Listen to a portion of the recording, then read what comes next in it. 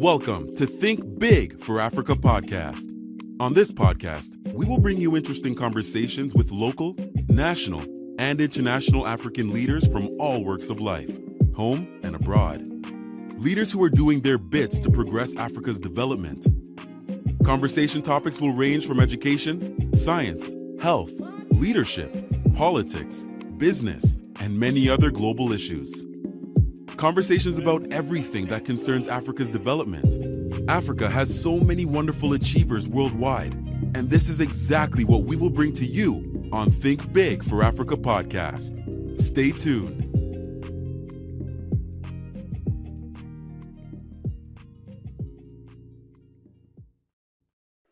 Hello, welcome Hi. to Think Big for Africa podcast. This is Ekene Banye, your host. Today, I'm very excited because this podcast is for all Africans. Okay, and my guest today is the first person outside Nigeria I'm hosting. I'm very, very excited. And another reason why I'm excited today is that the topic of discussion today is something I believe is very, very vital for Africa's development. It's something that many of us do not want to talk about, but it's something we actually need to talk about very, very much.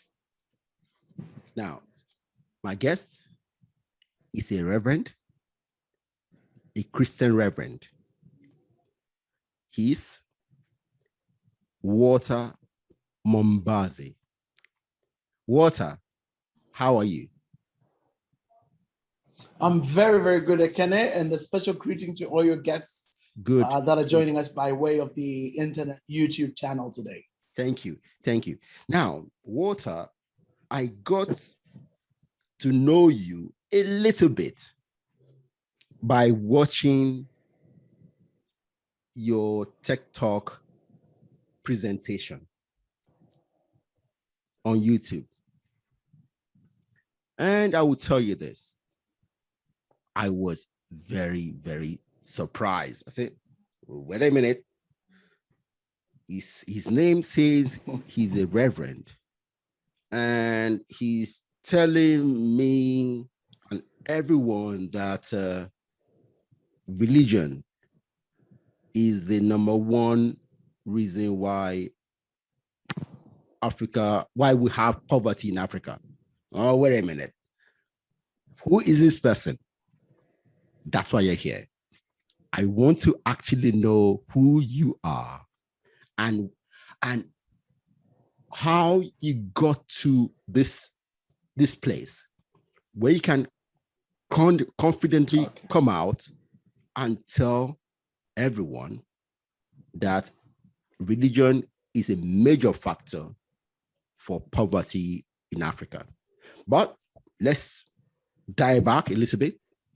Let's start by you telling me a little bit about your life, how you got to this place.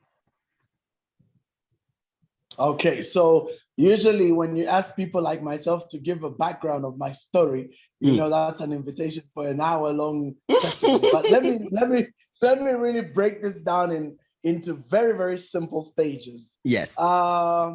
I have a number of what I'm going to call epiphanic moments in my life. And I think the first epiphany for me began on the 21st of June, 1997. And I was in the UK of all places, specifically, to be very specific, in Ilford. I think it's not too far from Watford.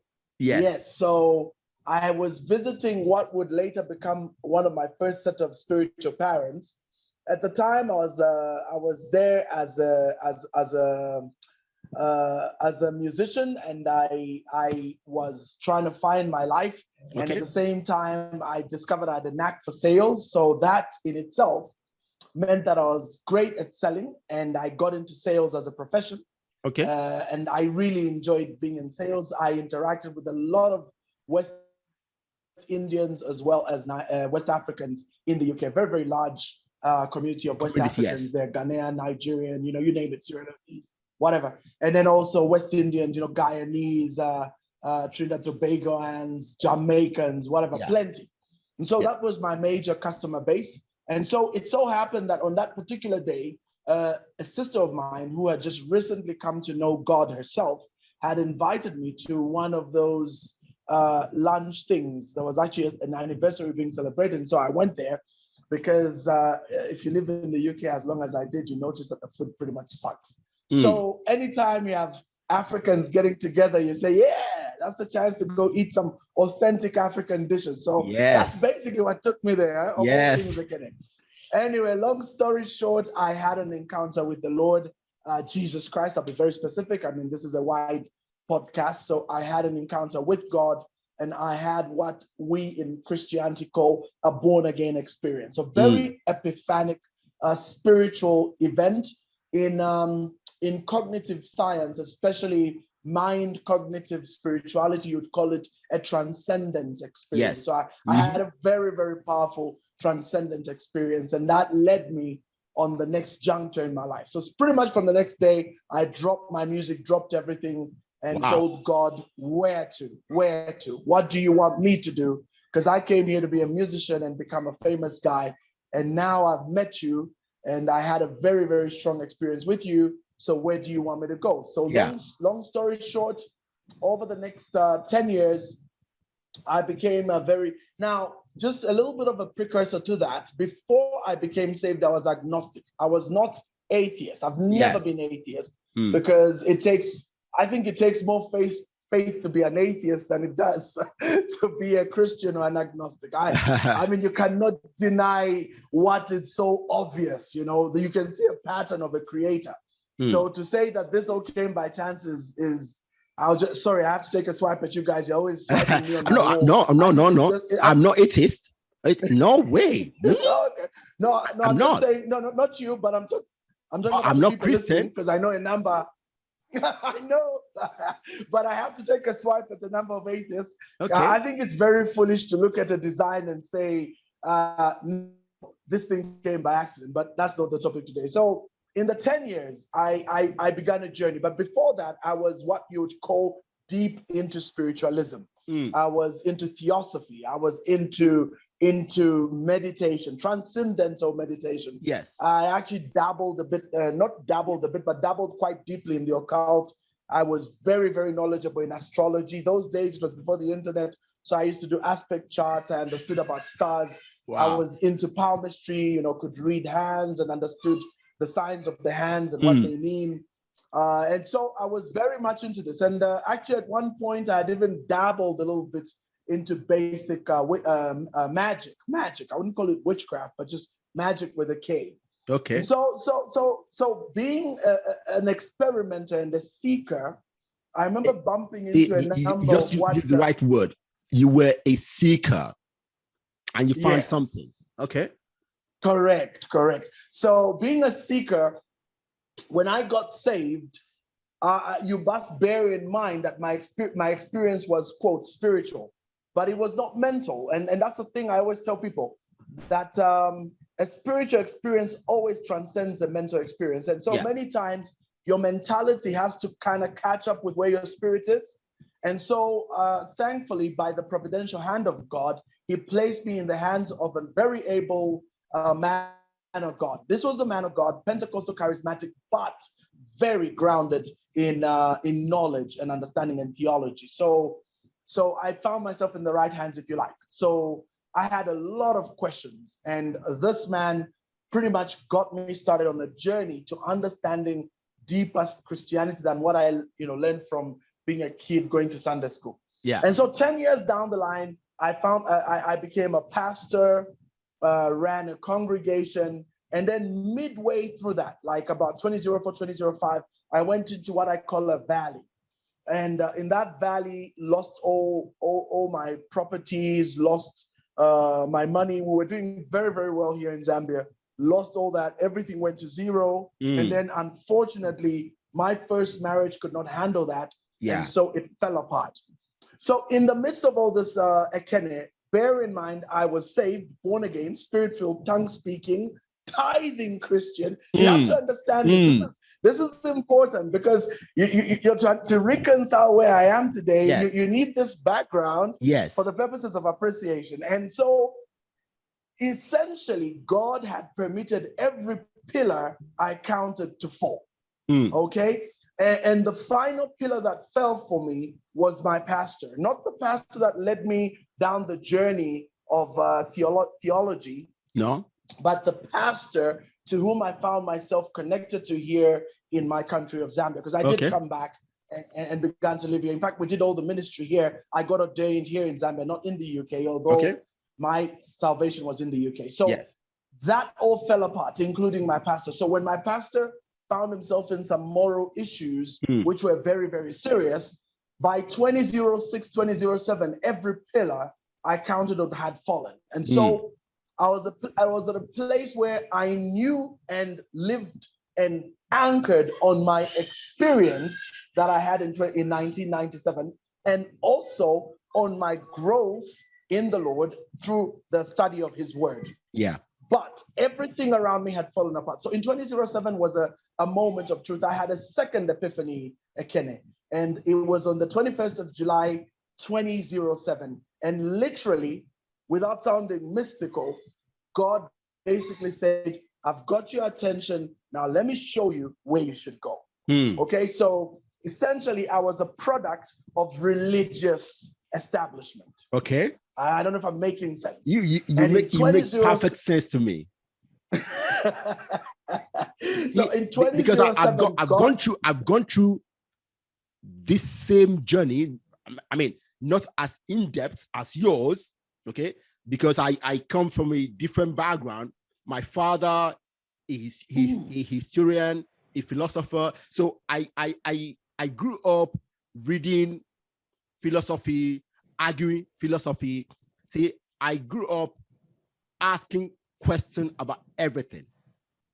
Okay, so when my best friend at the age of 14 came home and told me she was now born again, I told her, okay, I would join. So I started going to church, but unlike most people in church at my age, I started asking questions. I asked so many questions that the pastors said I was possessed several times, and they tried to cast away the demon. You know? Anyway, continue. It's a sad situation. How do people do that? Just because somebody is a questioner, is a seeker, you label them. And that's one of the saddest things about religion, is they specialize in labeling people. But anyway, we digress. So in 2007, I had this epiphany, and God said to me, now I am taking you on my journey. Yeah. All right. You know, all things work together for good to those that love God and are called according to his purpose. So we know that every event in the life of a person, those that are positive come to give you good feedback and become a point of lesson of a transcendence. But every what you and I would call bad event isn't really a bad event, but a learning event. So they are used to help us learn so that we become better as individuals who can contribute to society. So anyway, 2007, I had my second epiphany, and that epiphany is the one that got me started on this journey. I first realized that there was something inherently wrong with the model of the four walls of the church. This is at a personal level. Yes. I belong to a congregation. I am under pastorship. I am under authority. I believe in all that. I even believe in spiritual fatherhood and apostolic dispensation. I believe in all that stuff. The only thing is, on a personal level, I do not believe that I was called to be in that setting.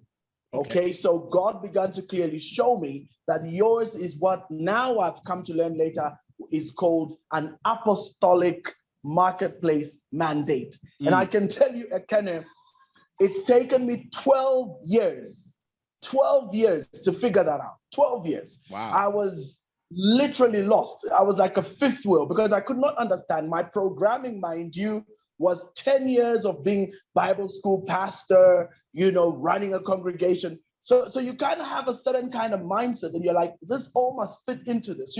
Whatever I'm feeling inside should fit into this. So you're trying to fit whatever you're feeling into this. And then finally, God just bursts through everything and says, son, that's not what I'm saying. I am saying, go out there.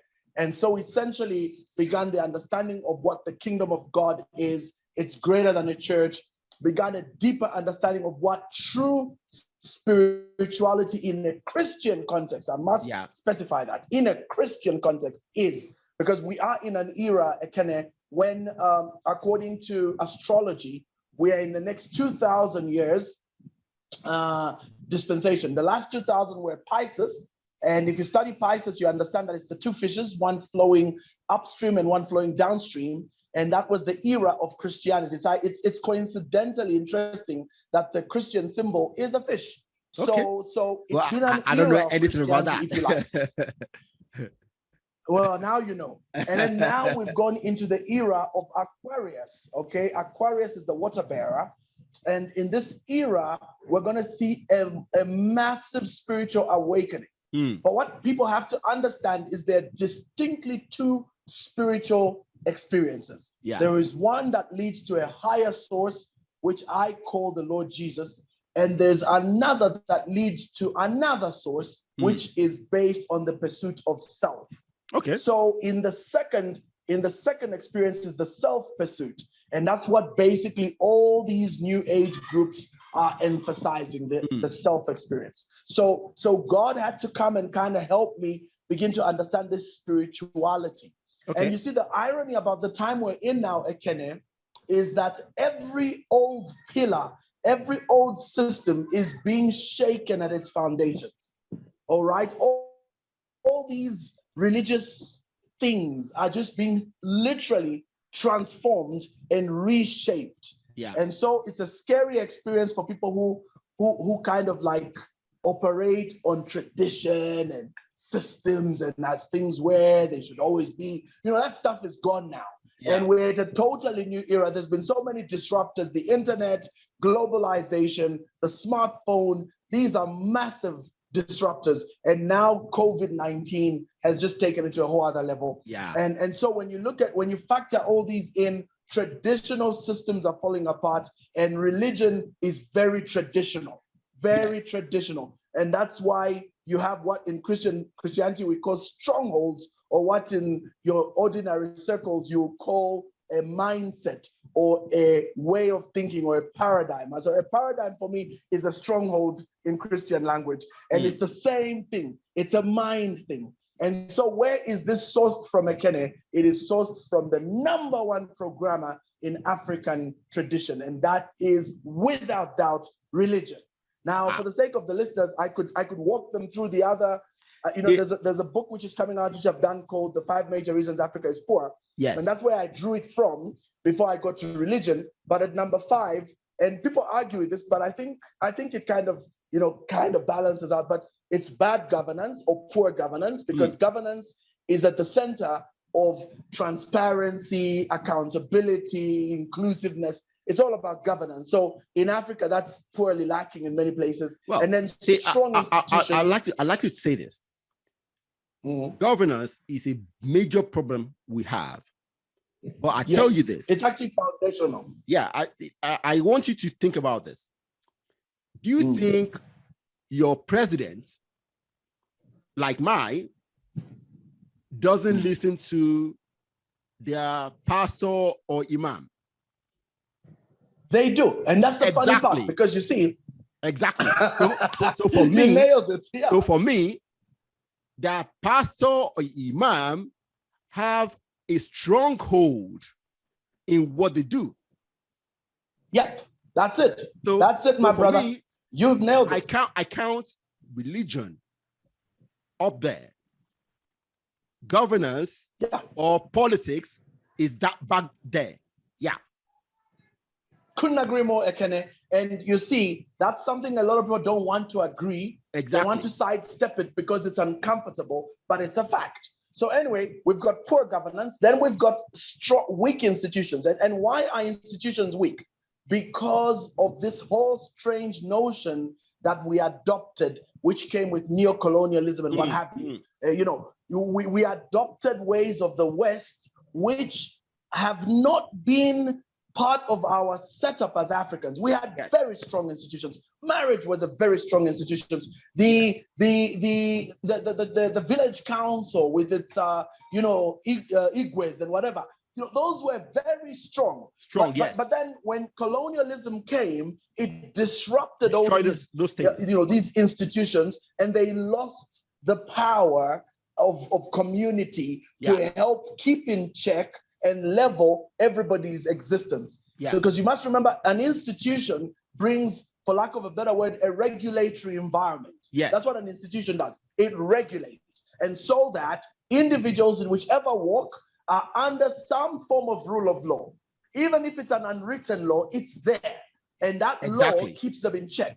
But if those institutions are broken down, then everybody's pretty much free to do whatever they want. And so you know what I mean? And then the stronger become stronger and the weaker become weaker. And you have a situation of inequality and injustice, all these things that we all don't want to see now become the norm because they are no longer any strong institution. So, of course, recently we've been told by our quote unquote colonial masters that we need to strengthen all these institutions. But the truth of the matter is, for as long as they're interested parties that do want to see their end achieved, we're not going to see these things standing. And so we continuously to see weak institutions because we have vassal leaders that are basically pushing their own agenda. And so they make the institution address them as individual rather than address society as a whole. As a group. And so the institution becomes centered around an individual. And unfortunately, Ekene, that's what's been going on. That's why you notice every time in Africa you have change of regimes in many countries, change of regime, change of everything. All the institutional memory is lost. New group comes in, everybody starts again. They do their own thing. Again. You know what I mean? And so every time you're going in circles, just doing the same thing. Like 30 years ago, we're talking about we need to diversify. 50 years ago, we're talking about diversifying. We're still in 2021 singing the same song. It's so annoying, Ekene. It's so annoying. Anyway, so that's weak institutions. And then number 3, we have geography, which I'm not even going to go into, but geography is a big deal. When geography finds weak institutions, you have the Congo. That for me is what I always tell people, because people argue and they say, no, geography isn't a big deal. I say, yes, it is. If you have great mineral wealth, you have great resources, and you have poor governance and weak institution, that's a disaster in the making, because now you have a free-for-all where a very tiny minority benefit and the majority are in abject poverty. And Congo is the oxymoron of all oxymorons, because Congo has $24 trillion worth of mineral wealth sitting in its grounds. 24 trillion. Again, and listeners, that is the equivalent of the combined GDP of the US and the entire Europe combined. Nothing comes close to the wealth sitting in the ground of the Congo. Yet the Congo is the 3rd poorest country by 2020 Global Financial Magazine estimates. 3rd poorest country in the world. That's impossible. You and I can know that just 2 weeks ago, they found a mountain of gold. You know, it's amazing how God can, still bring all these resources to the ground for the sake of the people. But you can see, even with all that wealth, I mean, coltan, 70% of the world's coltan is coming from Congo, yet the country is in abject poverty. So you see that geography, when it finds weak institutions and poor governance, it leads to total chaos. Number 2 is culture. You know very well that our culture has many, many things that are negative. There's a lot of good in our culture, but let me focus on the negative culture that has grown out of this post-colonial modern era. I'll tell you what they are. We've developed something I now term clan-based thinking. And clan-based thinking is the concept where I belong to a clique. So either it's my tribal clique, through my religion, tribe, or it's my family. My religion, or my family, yeah, or my party, my political party. Exactly. There's a lot of people that are in political parties today that don't believe in those political parties. They are there simply because it's going to earn them connections into the corridors of power. They're going to be able to get tribalism. That's it. You know what I mean? Huh? Yeah. And the unfortunate part is that cronyism, which also comes into tribalism and nepotism, these things have become the norm in our African setup. We're dealing with it terribly in many African countries. We still are having a lot of regional problems. Even in my own country here in Zambia, 57 years after independence, we're still talking about that tribe and this tribe. It's still that ugly thing is still coming up. You can't even believe there's so much intermarriage in our country, but it's still an issue. Same in Nigeria. Same in Nigeria. Really? Oh, intermarriage everywhere. Yet we're still talking about that tribe. Why? Because it is something that someone has purposefully brought to the surface for their own selfish end. Because it should not be an issue. You and I, you cut me, I cut you. The blood is the same. That's okay. Our skin color looks exactly the same. So what's the deal? And even if our skin color looks different, so what? We still belong to the tribe called humanity. And as human beings, we're supposed to be way higher than this. But we still talk about regions, people from that place. So you realize we have a problem in that area. Then another three new cultural norms that have come up in this era is the entitlement. Of course, there's a big thing about millennials being super entitled. I won't go into it. Then there is dependency. I won't go into that. Then there's dependency. You see, this dependency comes from, again, religion. Because you must remember, my brother, that when the missionaries came to Africa, what were they saying? Oh, you poor Africans, you poor people. Look, walking around in your birthday They tell you are poor. They tell you are poor and you people. carry everything from your land to theirs, and you are poor. Yes. And we believed that we are poor.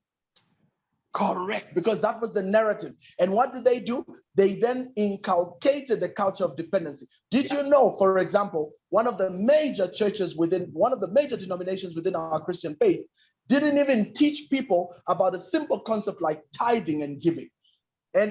And I know there are people who have issues with that because some pastors are believed to have become billionaires out of it. But for me, let me tell you why I am a proponent of that particular teaching. Because it's teaching that every one of us must be givers into our society. Okay, now whether they go and enrich a person, that's a whole other topic. But the point is, do not go into a place. In the words of JFK, the 35th American president, ask not what your country can do for you, but what you can do for your country. Yes. So you could change country to community, my community, family, my village. You know what I mean? Exactly. Yes. What are you bringing to the table? And that's what makes Ubuntu, which is what Africans were about. If you go back before the colonialists came and messed us up, we had Ubuntu. It took a village to raise a child. There were no orphans. There were no orphans. There were no people that went hungry because the entire village would step in. If one lady, loses a husband, So as you notice, it put us in a very bad place because now we have been inculcated. Okay, not me, not you, but the culture as Africans has been inculcated by a hand-me-help mindset. Yeah. And then, they label us third world country, whatever, super poor, whatever. And these things are at a subliminal level. They go in there and they become part of the psyche. Yeah. Exactly. So that's the number two. But at number one, for me, transcending all of the others, like the others pale to this one, is religion. And why? Because religion deals with the psyche of the man. Yeah. The psyche is the actual mind of an individual. Like we said, deals with that. Religion encompasses everything. Somehow, I mean, your president, my president, also listen to their religious leaders. Yes. And I will tell you, I don't know any powerful person in my country that doesn't listen to their religious leaders. So if, like, we have a lot of trouble going on right now, if their religious leader call them and tell them to take care of this thing, they will. Yeah, I know it's that. a fact. In fact, they will. And you see, the other funny thing I need to mention, I mentioned this in my TED Talk. I say there's a very good reason in chess you have those pieces. People need to understand that kingdoms operate in a very interesting way. Okay, in chess you have pawns. This is your expendable, serfdom. These are the ones that you use to just throw out under a bus. And anytime there's a problem, they are the ones you throw under the bus, which is your peasantry. These are your serfs. These are your slaves. Expendable whenever you need to expend them. Yes. And if you think about it, if you think about war today, who goes to fight the war? It's not those presidents who shout at each other. And it's so ironic because, 1,000 years ago, 2,000 years ago, it actually used to be kings that used to lead into battle. Yes. Not today. Today it's they learned that you can use your head. So just send the pawns, preach to them about all sorts of things about heaven and patriotism, and give them what I call the secular religion of patriotism, and then get them to sing all those patriotic songs, and then they will fall in love with their country and they can go die for their country. So for king and country, for queen and country, and where it doesn't apply, for God and country. Yes. For God and country. But the question is it really for God, or is it for anyway? So we have the castles which defend. Then you have the knights. Now it's so interesting. Watch the pieces. You got knights, you got bishops, you've got the queen and the king. How many are religious in those pieces? The knight and the bishop. Yes. The bishop gives spiritual oversight. The knight is what we call the soldier or the commando or the executor of the bishop. Yes. Knights, and they are very close to the royal family. Correct. Exactly. And so the bishop endorses the queen and the king. So the king and the queen cannot be ordained without a spiritual leader. So you begin to see how powerful religious leaders are. And if you really want to understand just how powerful this all is, I always challenge this modern generation to do a bit of history. The problem is people get so emotional, and I don't know where they go down tirades which don't make any sense. They go about religion. No, it's corruption. I said, my friend, forget about corruption. It's religion. Because if you go back into the history of Christianity, I won't even talk about Islam. I mean, there's bombs in Islam. I won't even touch them because I'm a Christian reverend. So let me focus on my space. But I know for a fact that Islam is no different when it comes to this issue of religion as a religion. To push across an agenda, okay? Religion is religion, correct. Let's talk about Christianity. When you look at about 400 AD, the church became the center of all governance. The church became, for lack of a better word, the imminent presence of God on earth. Yes. And its leader became the supreme, infallible leader in the world. Yeah. And kings bowed to that him. Man. And if the king says no, he will wage war against the king. Yes, it's history. Okay, we're not going to mention any religion, any denominations here, but it's history. It's in your history. Go read it up. Like you said, so, many Christians. Let's focus on that because both of us come through that from that background. To that background. Christians, what most Christians refuse to do is to study the history of their own religion. See, my first year in the university, I used to go to the library a lot. But my library, the University of Lagos, when you enter, the ground floor is the reference library where all the encyclopedia are. That's the last place I enter. I never go upstairs. Once I enter the library, I go straight into the reference library and I sit down there for hours. I read a lot of Christian history. Yes. Okay. So for me, when people come to me, blah, blah, blah, I don't know. Go on, when you read this, then you come back, let's talk. Exactly.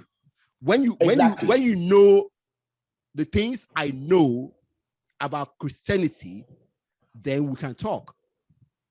Okay. Until then, we don't have something common to talk about. Yeah. Because you are talking about your passion, your whatever somebody told you.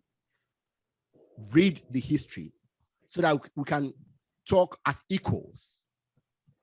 And you see, and the irony of life, most of them will say no. They don't do that.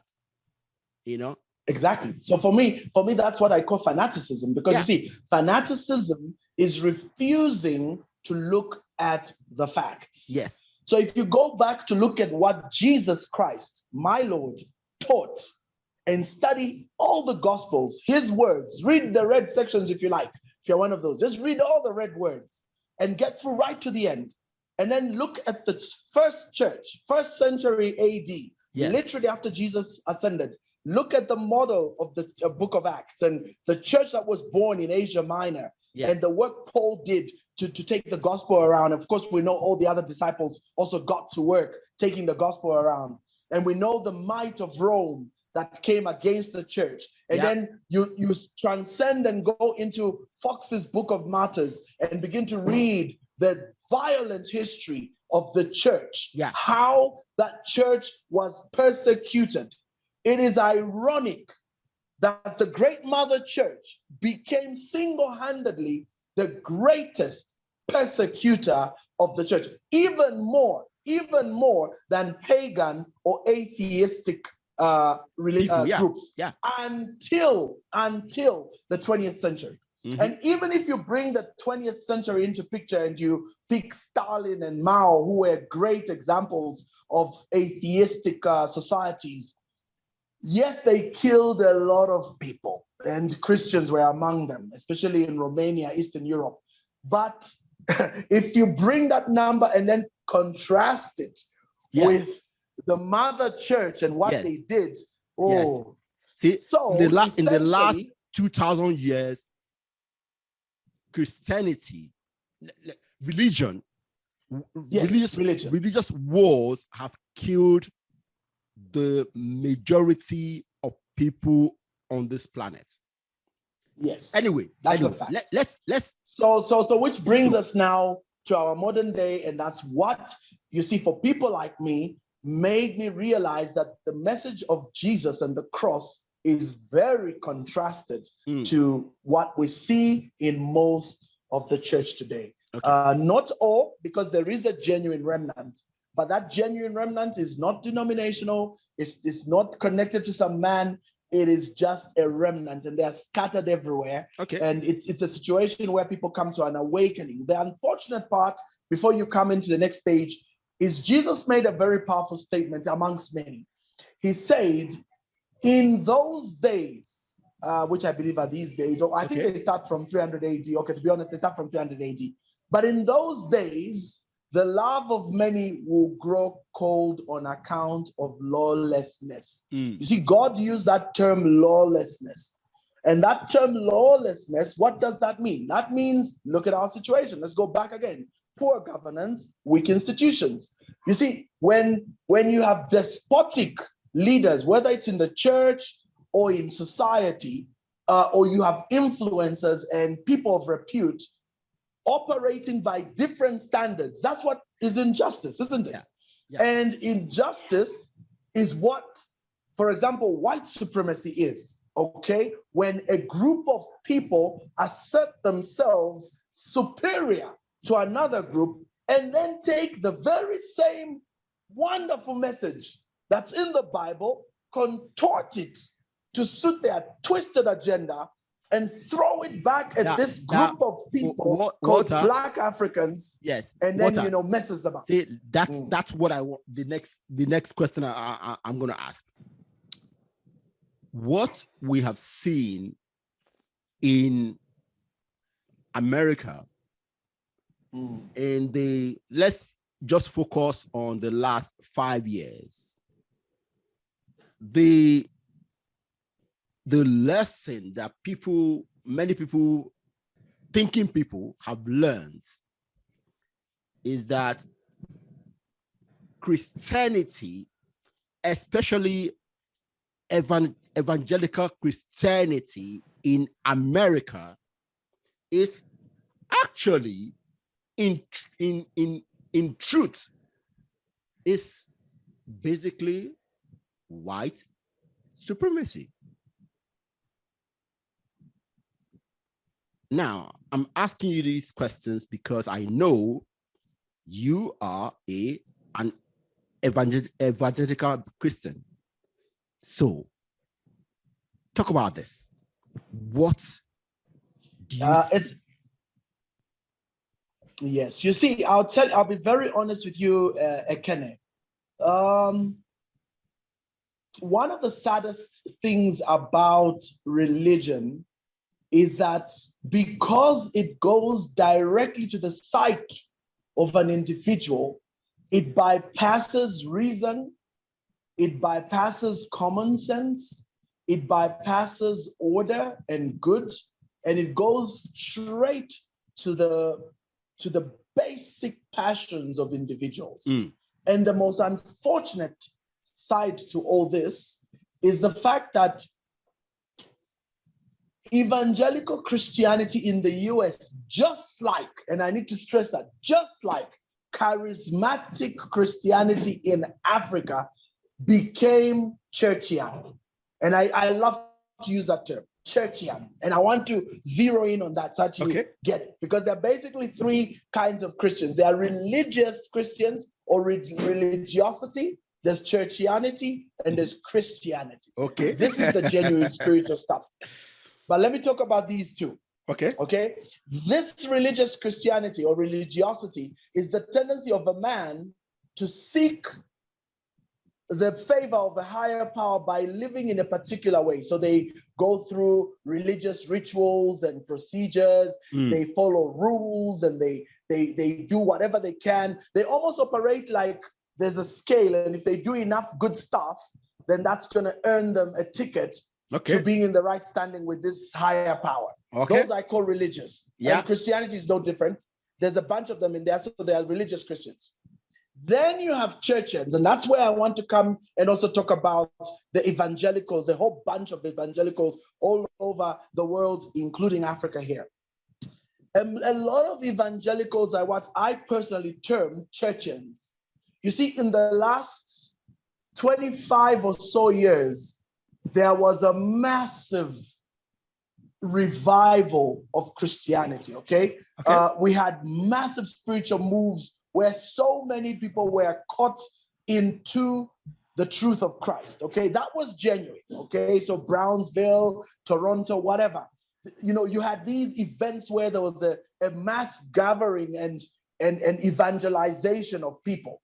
You had great preachers in the past like the great Billy Graham and so many others of his generation. Then you had the more charismatic ones, the likes of persons like Kenneth Hagin and the like, and all these, Oral Roberts with the healing ministry and William Branham and whatever. And all these were 50s and 60s. If you recall, in the US, they used to call them tent meetings, and they were massive. And, they happened even in the Deep South. Even in the Deep South, there were many that were being evangelized and getting saved. And of course, it was a massive challenge because people are getting saved, but they're still saved with these prejudices about, who Black people are and who they are as white people. And that was on Sunday, when they do their revivals, that's the day they lynch our brother.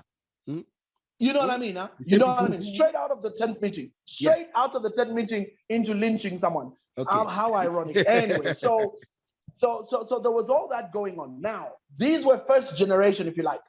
And now from these, you have kids born into that, right? They're born into it. So this is actually a culture. It's not that these people have an encounter with Jesus. They didn't have what I had on the 20.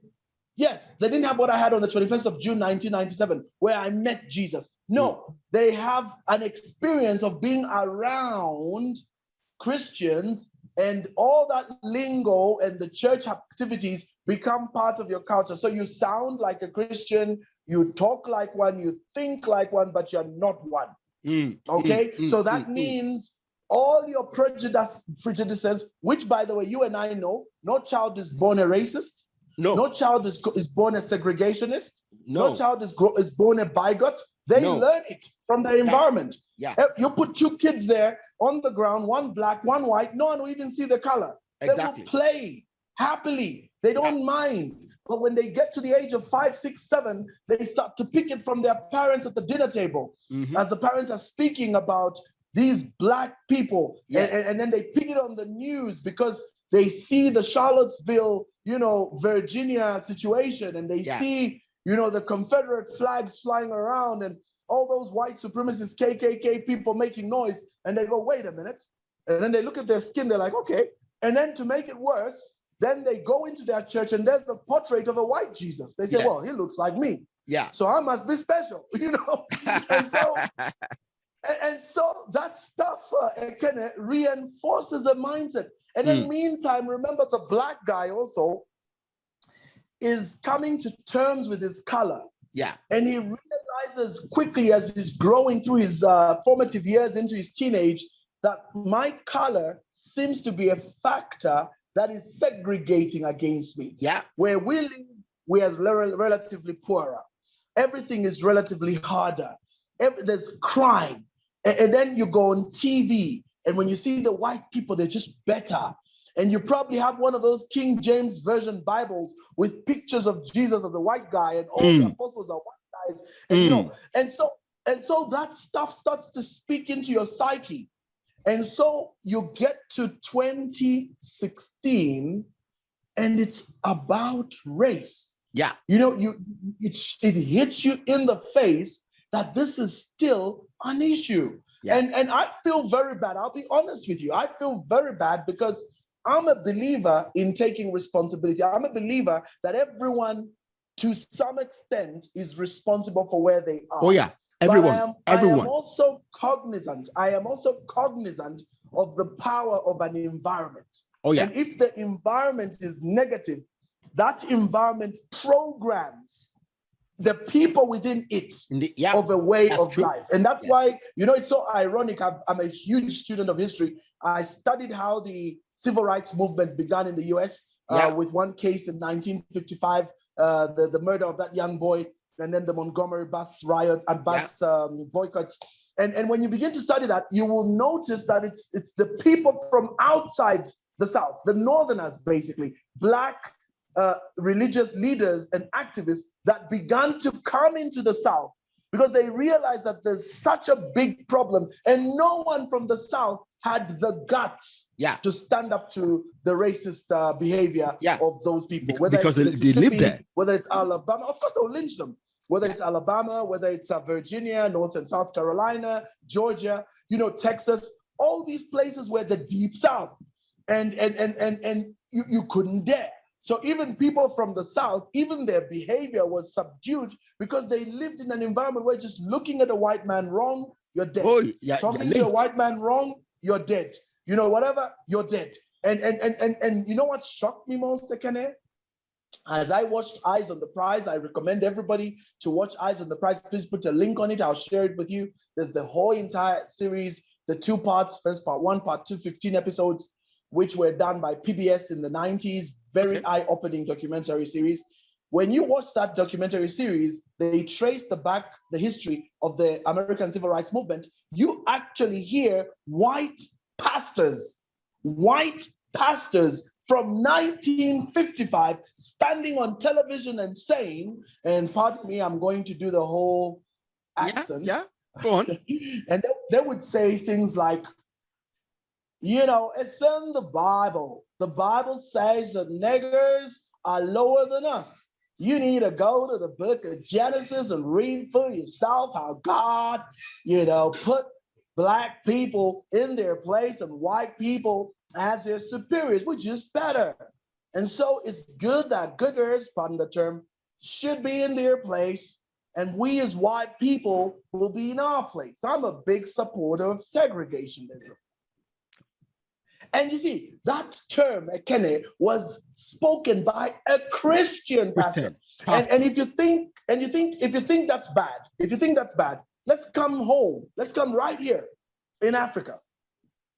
Afrikaner National Party. That's the party that introduced apartheid in South Africa in 1948 in something called the Group Areas Act of 1948. Do you know who their biggest advocate was?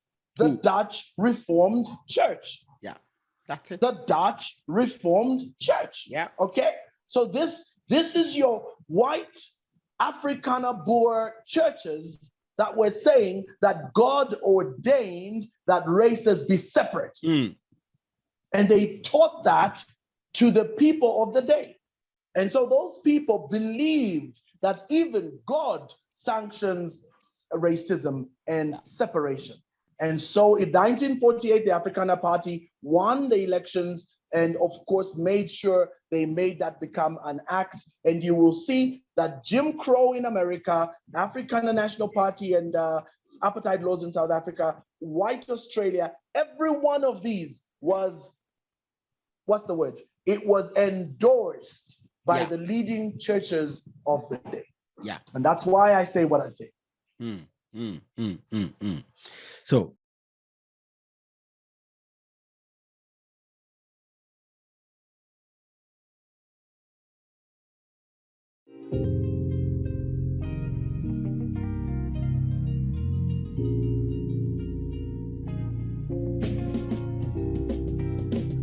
listen or watch more episodes of Think Big for Africa podcast with new guests every week. Subscribe to ensure that you are notified whenever new episodes are available.